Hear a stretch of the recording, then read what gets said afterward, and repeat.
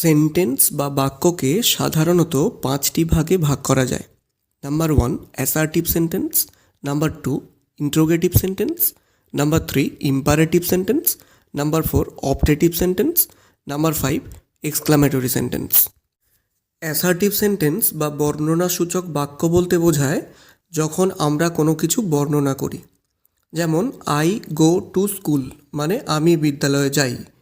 এখানে একটি বর্ণনা রয়েছে। মনে রাখতে হবে অ্যাসার্টিভ সেন্টেন্সের শুরুতে সবসময় একটা কর্তা থাকবে এবং শেষে একটা ফুল স্টপ থাকবে। ইন্ট্রোগেটিভ সেন্টেন্স বা প্রশ্নবোধক বাক্য বলতে বোঝায় যখন আমরা কোনো কিছু প্রশ্ন করি। যেমন হু আর ইউ, তুমি কে। এক্ষেত্রে মনে রাখতে হবে প্রত্যেকটি ইন্ট্রোগেটিভ সেন্টেন্সের শেষে একটি কোয়েশ্চেন মার্ক বা জিজ্ঞাসা সূচক চিহ্ন থাকবে।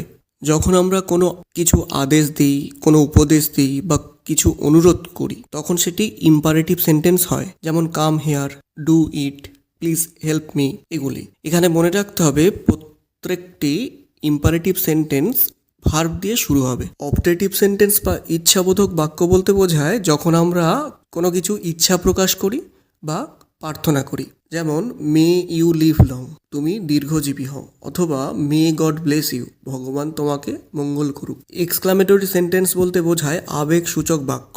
আমাদের মনের আবেগ যেমন দুঃখ, আনন্দ, এগুলো প্রকাশ করতে আমরা এক্সক্লামেটরি সেন্টেন্সের ব্যবহার করি। যেমন হাউ নাইস, কি সুন্দর। যেমন hurray, we have won the match ইত্যাদি।